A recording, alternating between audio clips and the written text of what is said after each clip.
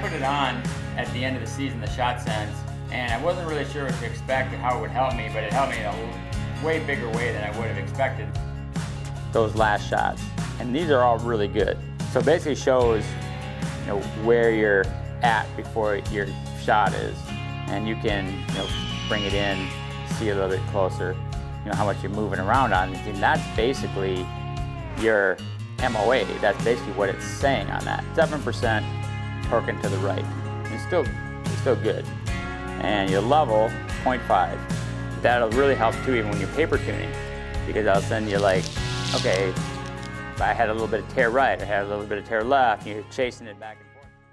All right, well, your bows are getting high tech, and you got to plug them in at night, just along with your phone. I just got my bow plugged in here, but Tiffany, I put it on at the end of the season, the Shot Sense, and I wasn't really sure what to expect or how it would help me, but it helped me in a way bigger way than I would have expected, and I'll go through that with you and tell you what I explained that to you in a minute here. But right now I'm putting Tiffany's in, so what I did earlier today, I just had her plugged hers in the box just to make sure it was fully charged. So when you pull this off, you'll see there's just a plug in there, where the Shot Sense can go. So you just pull the handle off, pull the plug out, I just scrape the glue off of there. But it comes with a couple different handle options, and I really like the grip option. That's just it doesn't go over the back. It's just a real thin grip on there.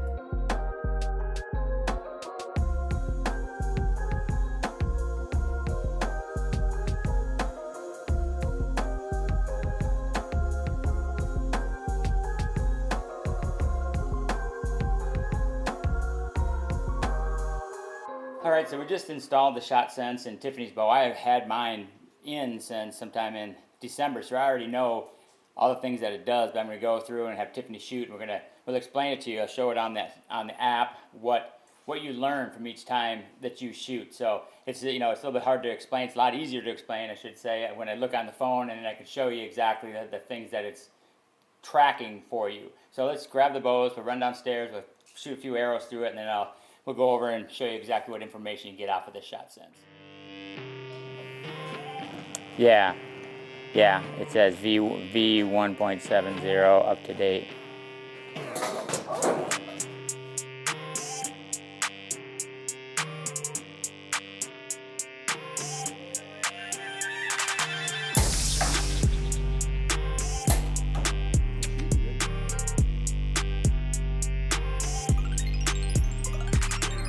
Okay, so these are those last shots, and these are all really good. So it basically shows, where you're at before your shot is, and you can, bring it in to see a little bit closer, how much you're moving around on, and that's basically your MOA. That's basically what it's saying on that. So now this is your torque. So you're just like 7% torquing to the right, and it's still good. And your level, 0.5. That'll really help too, even when you're paper tuning, because all of a sudden you're like, okay, I had a little bit of tear right, or had a little bit of tear left, and you're chasing it back and forth and stuff. You can look at your shot. Would I do any torque? Was it a perfect shot in there?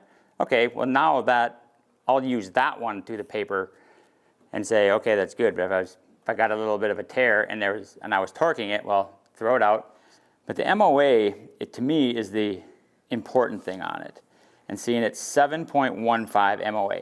So that basically is telling you at 100 yards before that last second before you shoot, you were moving 7 inches, like a little over 7 inches inside a circle. But the thing that I learned on this was that when I'm shooting target practice down here, like all my shots are, 80s, 88 even, 82s, stuff like that. So I'm shooting really good here, and that's what I was hoping for. But then went to Illinois the last day of the season. I shot a buck down there, and I felt like everything was good. And I looked at my score on there, and it's 52 or something. Let me pull mine up. So if I look at all these, like 77, 87, 78, and then this is the last shot. I haven't shot since I shot the deer in Illinois. It was like on the last days of the season. And I was like, why is it 52 when everything I shoot is at 78? And it's the MOA. And see, look, it's at 22.1.